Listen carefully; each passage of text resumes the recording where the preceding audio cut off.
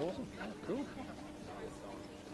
Feel even more special now. Sound check. Okay. Adrian Tantari, member for Hervey Bay. Everybody okay? Ready to go? Okay. All right.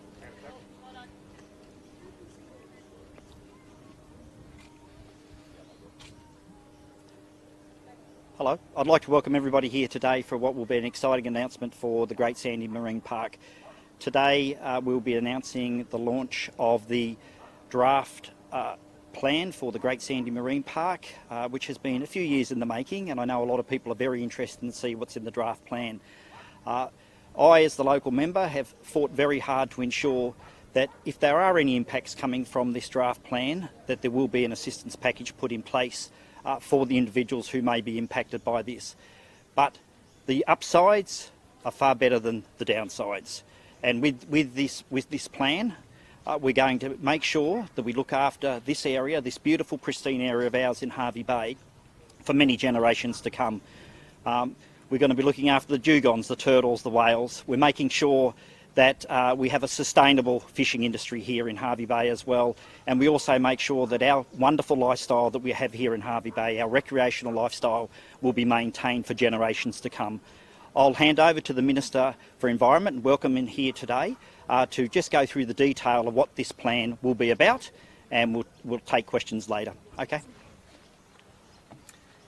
Thanks, Adrian, and I too would like to acknowledge your advocacy in developing this plan and making sure that there is quite a substantial financial package as part of this plan. I'd also like to acknowledge Scott Mitchell on behalf of the Fraser Coast Fishing Alliance. I know that WWF and the Australian Marine Conservation Society were also hoping to be here today, but they've certainly welcomed today's draft plan as well. Of course, as Adrian just said, the Great Sandy Marine Park area is really the gateway to so many incredible nature-based tourism experiences, and we want to continue to enhance that. Today's draft master plan is about enhancing recreational fishing, tourism, as well as protecting iconic species. And we know that in this Great Sandy Marine Park area alone, there is 22 threatened species. So it's really important that we protect their home as well. This plan essentially is a draft zoning plan, so we do welcome the community's feedback. What it will do is essentially increase the conservation area in the park to almost 30%, and it will mean the green zone will be increased to be 12.8%. So that is a significant increase in that green zone area, but we think we've got the balance right in making sure we continue those really important tourism recreational experiences, as well as protecting iconic species in this area. Included in this package as well will be some infrastructure funding to deliver things like boat ramp upgrades as well as artificial reefs. We know that this area is so popular when it comes to diving, when it comes to people coming to whale watch or even going to Gari for four-wheel driving, and so we really want to expand on those wonderful nature-based tourism opportunities that are already available, particularly in the lead up to the Olympics. I do want to acknowledge all of the incredible feedback that we've had from the community over many years. Of course, we've had feedback from the fishing sector, both commercial and recreational. We've had many conversations and feedback from First Nations organisations and representatives, as well as our independent scientific expert group who provided advice as well on this plan. There's been lots of people at the table developing this plan, and I'm really confident that today we've got the balance right. I might hand over now to Scott and take questions if that works. Yes, thank you, Meaghan. Yes, it has been a long process, and we'd like to thank obviously all of the recreational fishing community for engaging with the Frescoast Fishing Alliance over the many years of this process to get to this point. We've seen the draft only this morning, and we believe that it'll be a great compromise in protecting the marine environment and also enhancing and restoring fish stocks. So for the recreational fishing community, we believe it will be well received, but there will be a consultation period coming off the back of this now that we will definitely seek our community's engagement with. And overall, I think this is a great balance and should be well received across the community. Thank you, Meaghan. Thank you. Any questions? And so what will that community consultation process look like? Yeah, so the draft plan will be uploaded online so the community can have a look at the detail of that and provide feedback up until the 23rd of October. So I encourage anyone who is impacted by any of the changes in this to take a look. There's some great opportunities in there, as I said, in that recreational fishing and tourism area. So I really encourage everyone to take a look online. Of course, it is a draft, so before we finalise it, there can be refinements. So we want to hear from the community. Have you had a chance to speak to any of the commercial fishermen from this area yet? Yeah, so obviously there was a consultation.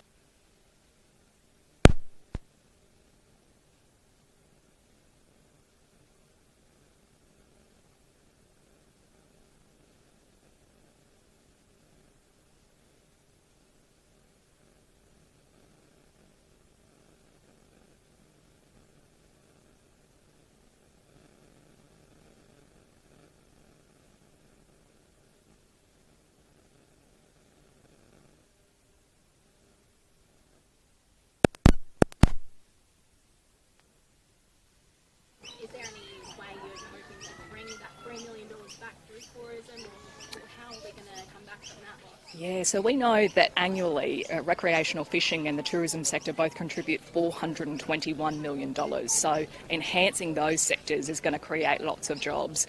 We also know, as I said, investing in things like upgrades to boat ramps and artificial reefs will also bring more visitors to the region and create jobs in itself. So we're really keen to try and unlock more of that potential. But of course, where there's impacts, we'll be working with the commercial fishing sector to make sure that they are appropriately supported. About 80 new jobs created from this, but how many jobs are going to be lost in the commercial? We need to work through that detail. We've done some preliminary analysis, but it really depends who comes forward and wants to receive some of that financial support. To be clear, there is some elements of fishing that would still be allowed, and so it really depends on what those commercial fishers want to do going forward. But as I said, we've got a financial package ready to go. We want to consult with those fishers to make sure that any impact is mitigated as much as possible. And you were talking before about the artificial reef. That's quite interesting. Do you have any more details on that at all? Yeah, look, we want to hear from. We certainly want to hear from the community around what you want to see in terms of infrastructure in the area. We've got some ideas already about an artificial reef. We've done some in other jurisdictions, which I'm happy to provide some examples of. But really, this is about unlocking some of that tourism potential. It's school holidays. This area is packed already, and we want to see even more people coming to this region, particularly in the lead up to the Olympics. So we want to see how we can invest to make there be even more nature-based tourism. So many people come here for whale watching and diving already. How can we enhance that? Yep. Do you have any plans moving forward from that? Do you have a timeline at all? I'm keen to get this done as quickly as possible. Of course, if there are any impacts, we want to make sure people are appropriately supported. So we'll have a timeline as soon as we release that final version. But I know Adrian's been very clear to me that we want things to move as quickly as possible, but we appropriately consult. And is there any cost in those artificial reefs at all? Yeah, so there will be. Again, we're working through that detail at the moment, but we've got a substantial financial package put aside to invest in an artificial reef as well as those infrastructure upgrades. So we'll have more detail on that when we release the final plan, but a really exciting opportunity for the Hervey Bay region. Queensland is 6 years overdue. Why has it taken so long? Yeah, look, I appreciate that the community has waited for this plan for some time. Of course, there's been a range of differing views, and so I'm really pleased today we're able to release this draft plan. I think it's a great opportunity for us to use the Olympics as an opportunity to really work towards. And so today, hopefully, it provides some clarity to everyone involved around what the government's intention of the future of the Great Sandy Marine Park area will be in the future. Patrollers before about their concerns. They've already talked about having to shut down some of their businesses and things like that because they're already struggling to get their supplies that they need. Are you concerned that we might actually have to get overseas imports to keep up with the seafood demand if we are shutting down more marine expanded marine zones? Look, there's a whole range of factors, I think, impacting the fishing industry at the moment. Of course, aquaculture is growing and growing as well. This is about, what the conservation area should be. As I said, there are threatened species in this conservation area that we need to protect because not only is it important for our environment, it's actually important for the jobs in the tourism sector in Hervey Bay that rely on those natural assets. So this is a comprehensive rezoning plan. We'll work with all of those individuals individuals who may be affected. We want to hear their views, of course, and we'll work constructively with them through a financial compensation package. But as I said, there's a whole range of things at play at the moment when it comes to that particular sector, but we're keen to work with them. Sorry, do these changes actually mean that there will be no commercial net fishing? It'll mean in those particular areas in the green zone that there won't be able to be sort of the large gill netting that currently is in place. There will be able to be some smaller netting. That's based on the advice from scientific experts around the impact that has to threatened species. But I can certainly get the department to talk through sort of the detail of what that means for each of those individual zones in the area. With the state government, are they planning to buy back licences at all? Yeah, look, we certainly have an idea of what we'd like to offer to the commercial fishing sector. I don't want to preempt those conversations though, but please be assured that there is appropriate financial support available, and we'll be working through that with them, and it will be publicly available when we release that final plan, what the government's intention to do is. Yeah. First of all, we've got to get your name and spelling before. I can do that. So it's Scott Mitchell, SCOTT, Mitchell, MITCHELL, and I am the chairman of the Frescoast Fishing Alliance. Perfect. So you were talking about a compromise before. What are some of the favourable things that you can see in this? I think any recreational fisher will agree that you've got to protect your marine environment, marine habitat, in order to restore, protect and rebuild fish stocks. So these marine parks, whilst they can sometimes be a contentious issue with the recreational fishing sector, we've got to get a compromise that works to protect the habitat, to rebuild those fish stocks so that we can still go out with an expectation of catching a fish. That's probably the most important part. Well, obviously in green zones, recreational fishing is prohibited. So we've always been well engaged and reviewed the proposed green zones in the current draft. So we've only seen that this morning ourselves. And this next consultation period will allow our community to make comment on those. And if we believe there could be some refining or tweaking around the edges, we'll definitely make those comments and encourage the community to do the same. But I think overall the recreational fishing community is going to be very pleased with the current draft that I've seen this morning.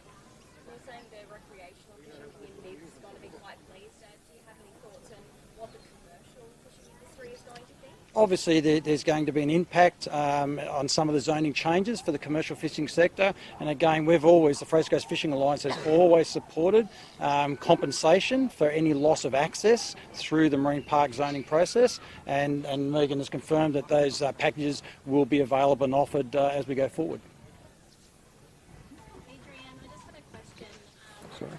We've been talking a lot about how beneficial this will be for tourism in our area, but on the draft plan it does mention that the Harvey Bay Seafood Festival, for example, could see a decline and a potentially big impact because of those local fisheries not bringing in as much fish.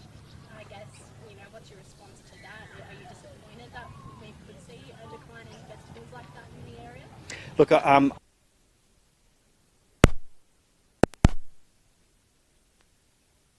commercial fishing in the Great Sandy Marine Park will be banned.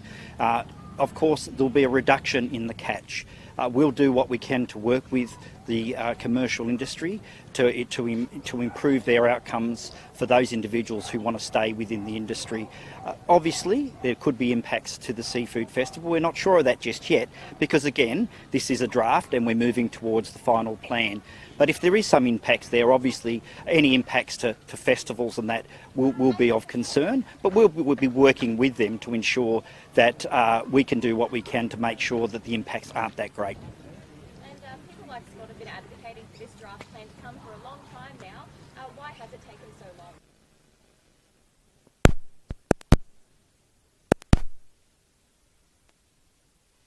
Review paper was put out 3 years ago, so it has taken a long time because there are a number of key stakeholders that needed to be, a number of key stakeholders who needed to be consulted in this. Not only the recreational fishers, the commercial fishers, the native title holders had to be consulted as well, and they came a little bit late to the discussion because obviously with the whole native title process having to be complete before they could put their input into it.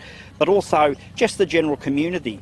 We understand that when the review paper was put out 3 years ago, there were hundreds of submissions. So it takes a long time for the departments to work through and then it takes a long time for the Minister and her department, plus also Cabinet, to give consideration to the best outcomes. And have you personally spoken to any of the commercial fisheries to see what their thoughts are about this? Well, the release is only today. I haven't had the opportunity to speak to them. Yes, I speak often with the commercial fishing industry regarding their concerns around fisheries in this area, and I'll continue to do so. Just got a few more for the Minister. Oh, yeah. Okay, Yep. just to a different topic. Yep. So these are from my colleagues in Longreach. Yep.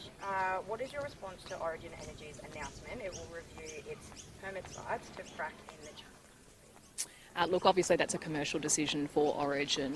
We're undertaking a stakeholder advisory group process at the moment around our election commitment to look at how we can protect the rivers and floodplains going forward. So I won't comment on commercial decisions, but ultimately we're going through a process right now and we'll have more to say on that really soon. And is there any drilling happening on any of Origin's exploration sites in the Channel Country that you know? Oh, I'd have to get back to you on that one. I'm sorry, I don't know off the top of my head. Cool. Excellent. Thank you.